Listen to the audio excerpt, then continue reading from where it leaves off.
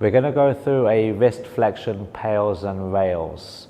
So for this, I'm going to demonstrate sitting on a box and also using a slightly lower box. You could use a coffee table, you could also do this standing, so I'm using the floor. I'm going with what I find is most comfortable as a setup to work with. So for wrist flexion, we're going to be bringing our wrist into this position for end range, exploring what is being lengthened around this whole area of our forearm at the same time. So there's a few variables we can use to explore this particular setup.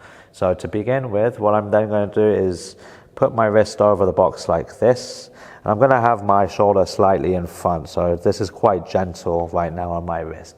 But if I wanted to then lengthen this whole area, I would simply move back. So now what's happening is my shoulders are moving back in relation to my palm in the direction of my fingers.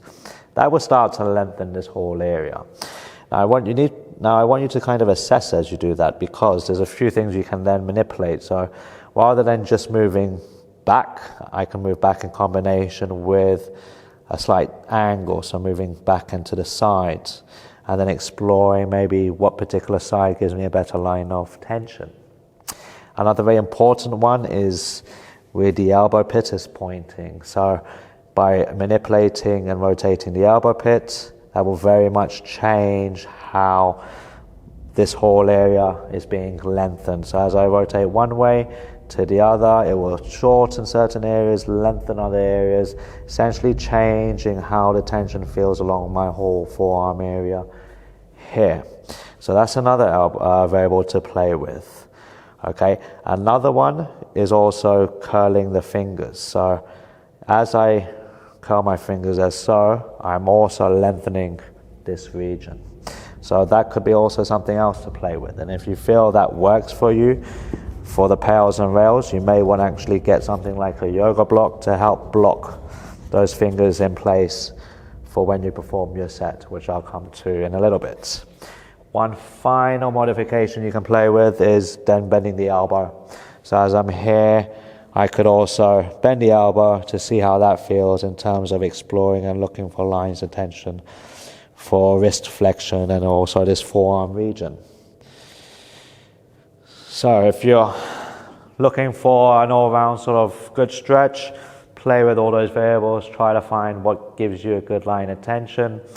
If you're working to overall improve that wrist mobility, you may want to perform a few different sets, PAILS and rails in slightly different setups. So I'm going to run through an example of how I would do the PAILS and rails for this. So assuming now that I've found my passive stretch, I've explored, I've found the setup I want, and I've held for a little bit of time. So I'm going to demonstrate also with my fingers flexed to give an example of how I would do this. So I'm here. My PAILS contraction is going to be to try to resist the block with my fingers. So I'm now going to push into this yoga block with my fingers, with my palm here, my hand that's resting against the box. I'm thinking to push against the box as if I was straightening the wrists. And then everything that's being lengthened and put under tension on my forearm, I'm also thinking about contracting to help perform this effort. That will be my PAILS, and then the rails will be the opposite. So I'm going to try and curl these fingers off a bit more. I'm going to contract everything here and also on the other side of my forearm, as if I was trying to actively promote more wrist flexion.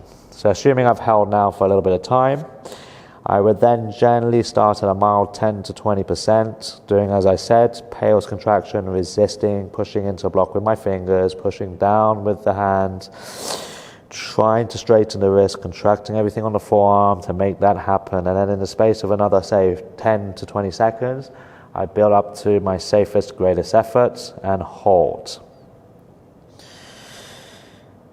If I did this with a straight elbow or a bent elbow, I'm trying not to change that elbow position while I'm performing my PAILS and rails contraction.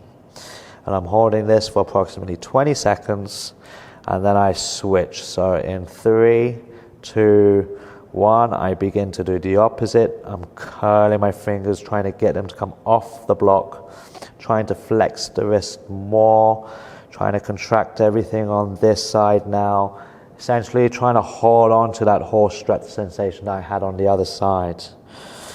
I keep that held for 15 to 20 seconds, and then I slowly soften the contraction and then guide slightly deep into the passive stretch. I can play a little bit again with exploring with all the variables I mentioned, and then move into my second round. If I was not using the yoga block and I just had my fingers flat on the box like this, it'd be the same thing. As I built the PAILS contraction, I'd be pushing down into the box with the fingers as I perform the rails. I keep the fingers straight, but I'm still thinking about contracting everything on my fingers, everything on my palm to try and help perform that motion.